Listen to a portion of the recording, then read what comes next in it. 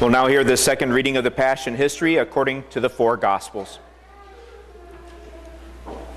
When they had sung a hymn, Jesus went out as usual to the Mount of Olives, and his disciples followed him.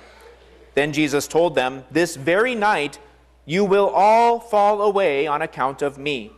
For it is written, I will strike the shepherd, and the sheep of the flock will be scattered. But after I have risen, I will go ahead of you into Galilee."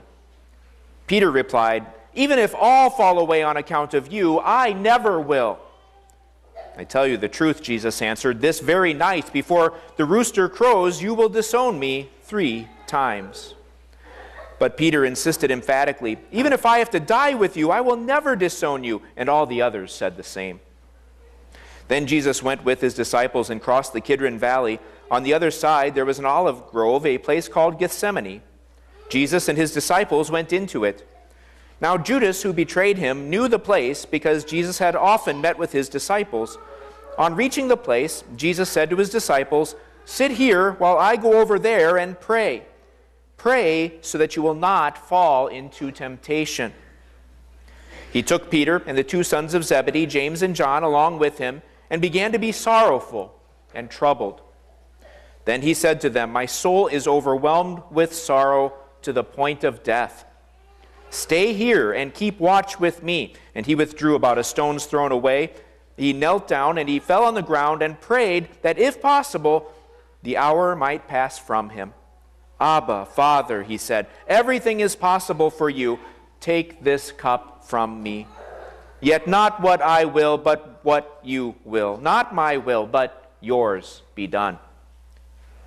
When he rose from prayer and went back to the disciples, he found them asleep, exhausted from sorrow. "Simon," he said to Peter, "are you asleep? Could you men not keep watch with me for 1 hour? Watch and pray so that you will not fall into temptation. The spirit is willing, but the body is weak." He went away a second time and prayed, "My Father, if it is not possible for this cup to be taken away unless I drink it, may your will be done." When he came back, he again found them sleeping because their eyes were heavy. They did not know what to say to him. So he left them and he went away once more and prayed the 3rd time, saying the same thing. An angel from heaven appeared to him and strengthened him.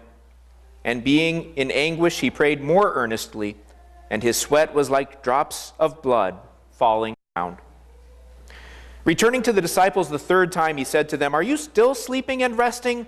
Look, the hour is near, and the Son of Man is betrayed into the hands of sinners. Rise, let us go. Here comes my betrayer."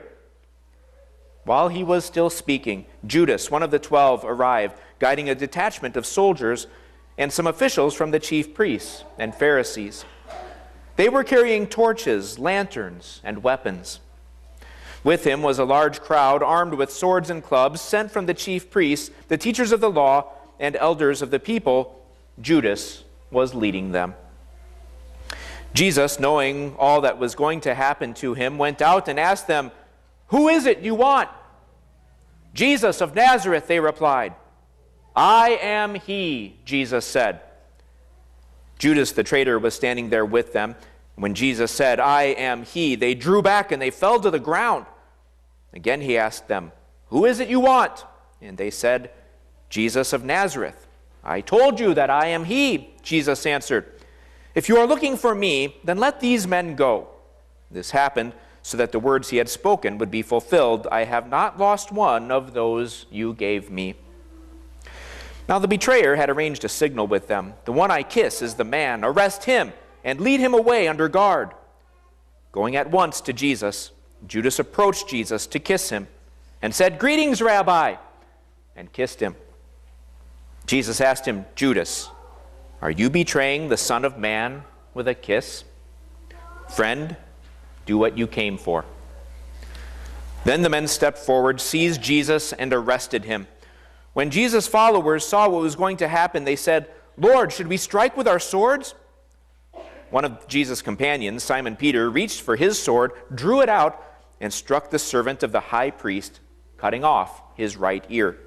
The servant's name was Malchus. "No more of this. Put your sword back in its sheath," Jesus said to him.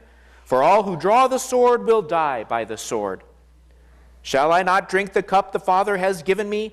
Do you think I cannot call on my Father, and he will at once put at my disposal more than 12 legions of angels? But how then would the Scriptures be fulfilled that say, it must happen this way? And he touched the man's ear and healed him. At that time, Jesus said to the crowd, the chief priests, the officers of the temple guard, and the elders who had come for him, am I leading a rebellion that you have to come out with swords and clubs to capture me?